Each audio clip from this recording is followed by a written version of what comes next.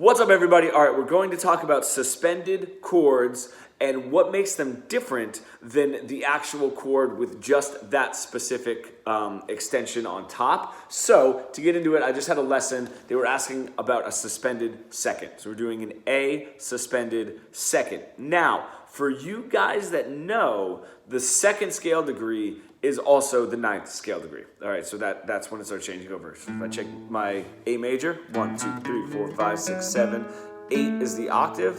So my 9 is just a B. It's just my second scale degree. There is sometimes an argument that it's only a second if it's actually that second note in the scale degree. But I will say, if you are playing any sort of an A chord and that specific B is in it, it's probably going to be an A over B, right? So just an A chord with a B on the bass, just because that's so low. It kind of clouds up the low end, and it doesn't really sound as much like an extension of the chord, rather than just kind of like a really closed face chord down at the bottom. So getting into it, the difference between an A suspended second, an A second, and an A9, and there's a few different ways that people write the A second, whether it's an A add second. I've seen an A add 9, but that doesn't quite make sense. We're going to get into the theory about it. These are the main differences. Suspended notes, a suspended second, or a suspended fourth, those are the two main suspended notes. They take place of the third of the chord, okay? So what I mean by that is, if I play this, right, I take my A major, and I just lift up where the B string is. So that B string, that's my C sharp, that's my major third of the chord. I take that away, now it's an A suspended second, because I don't have the third of the chord. But there's one more theory point, and this comes from a little bit more of like classical theory, is the suspended is actually supposed to be suspended from the chord before that. So really, if I have a G, right, and a G has my open B, and then I go to this A, that's my suspended second. It takes care of the third's not in that chord, and it's suspended from the G, and then eventually comes back to the A chord, okay? So that's what, and the suspended fourth is the same thing. If I have this G, this is really common, right? If I go to my D, but I leave that in there, that's my fourth. It's suspended over from the change before, and then resolves down to a regular D to my major third. So that is your suspended second, all right?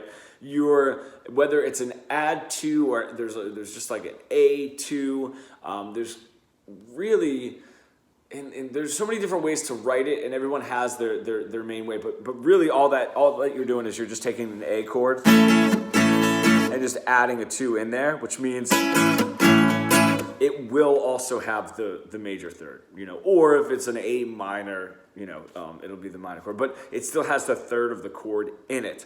This is where it starts getting a little bit trickier, is when we get into the 9. The reason it's a 9 is because that 7 is now implied in the chord.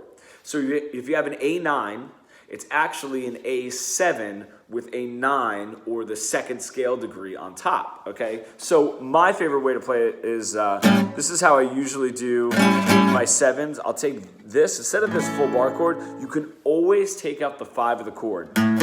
That's in there, so I'll take that out. All right, now I'll actually do bass note, and then, so I got 5th fret, nothing on my 5th string, right? 5th fret, which is my flat 7, all right? Major third, 6th fret, 5th fret, which is my 5th, and then I'll throw this in on the bottom string of the 7th fret. All right, that's how I would play an A9, or if I were gonna switch it, I'm just gonna switch it to D, just so that we can get something that's on the 5th string bass, would be my D7, 5, 4, 5, right? My 1, my major third, and my flat 7. And then down here would be my second. So I actually bar all 3 of those.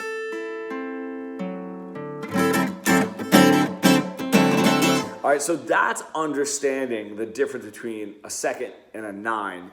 And that 9, when you start stacking the odd numbers, what it does is it assumes the odd numbers beforehand. Okay, so it assumes those sevens all the time. Now, because I do want to cover all the theory bases.